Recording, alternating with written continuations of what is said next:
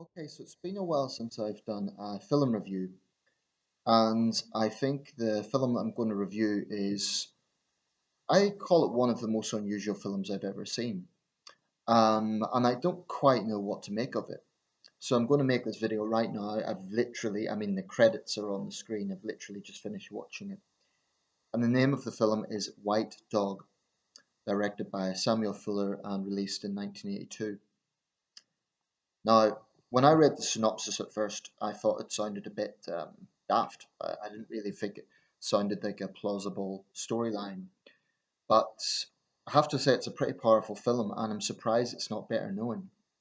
Although I understand it had limited release. Um, so the film stars Christy McNichol, Burl Ives, and Paul Winfield, and it's directed by Samuel Fuller. And basically, there's spoilers here, although the film's from 1982. Basically, it is just as the title says, about a white dog. But there's more to that than just the fact the dog has white fur. It's a white German Shepherd. Basically, a young woman, an actress, accidentally knocks a dog over in a highway. I think it's meant to be California or something like that. And she brings it to the vet. And they say because she brought it in, she has the responsibility for it. And although she strikes up a close bond with this dog, over time she realizes the dog has an anger problem because an aggression problem. It attacks her black co-star in a production.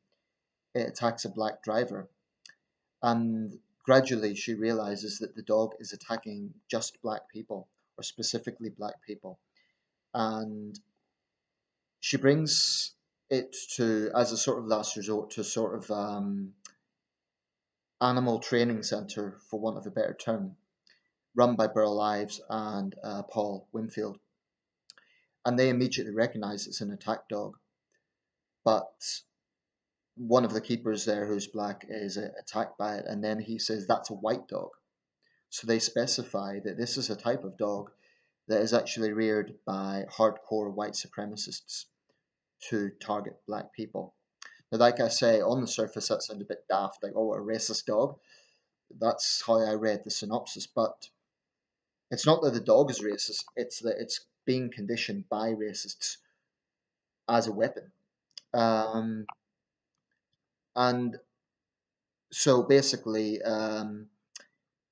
over time, Paul Winfield, as a trainer, works gradually with this dog to try and win its trust, to show him literally his black skin. And gradually, he does win the trust of the dog. But there's a climatic scene in the end where, just as everything is going well, and he phones up the young woman to say, "We think this is finally working," and they're doing this kind of undercover because they know that the authorities would just put the dog down.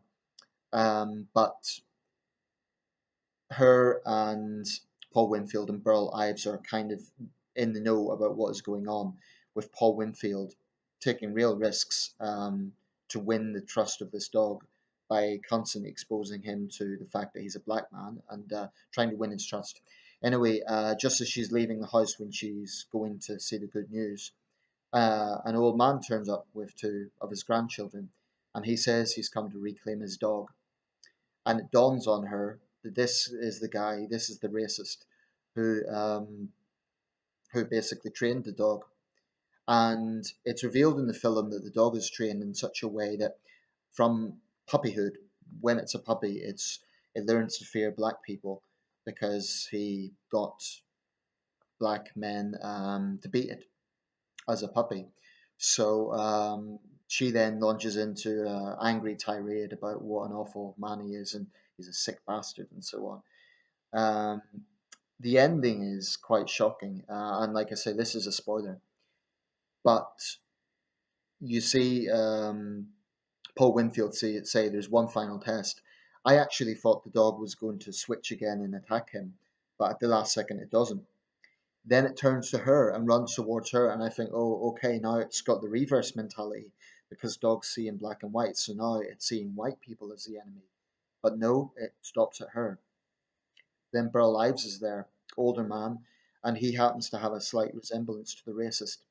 and the dog goes and mauls him, basically.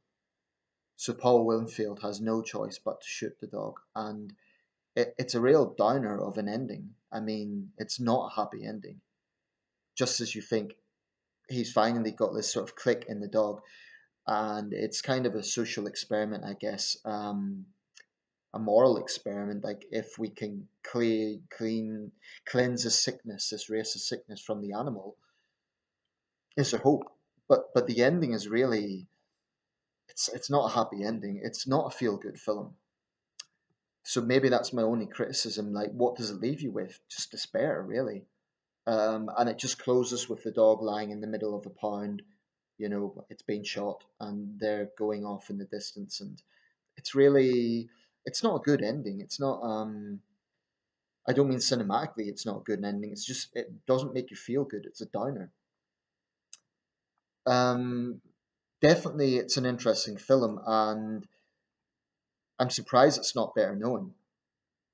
Incidentally, it's set in the civil rights era, although to me, the cost, like the fashion and so on, look very much like the time 1982, although it was supposedly set in the civil rights era. But it's an unusual film, and certainly a film that's worth watching. But it's not a feel good film. Apparently, five different dogs were used in the sequences. Um, but it shows a few things. It reminds you just how dangerous animals can be in the wrong hands. But also it poses a question: is racism born into people? So you get children who are born up in Ku Klux Klan families grew up as hardcore racists. I imagine children brought under Nation of Islam parents grew up to hate all white people. So is racism inbuilt, or is it something that is learned? I don't know. I mean, why did Hitler hit the Jews? Was that inbuilt, or was it something that he gradually developed a hatred of them? Um, so it's a real thought-provoking film. White Dog, 1982, directed by Samuel Fuller. It's not the sort of film I would watch often. It's not a feel-good film. I've mixed views about whether that ending was right or not. Part of me thinks there should have been more of a vindication at the end, more of a something to take away from other than just despair, and that's what it was. So I'm not sure if it really I don't know. Incidentally, it's based on a novel, um, as many films are. So that's White Dog, 1982, directed by Samuel Fuller. Check it out at least once.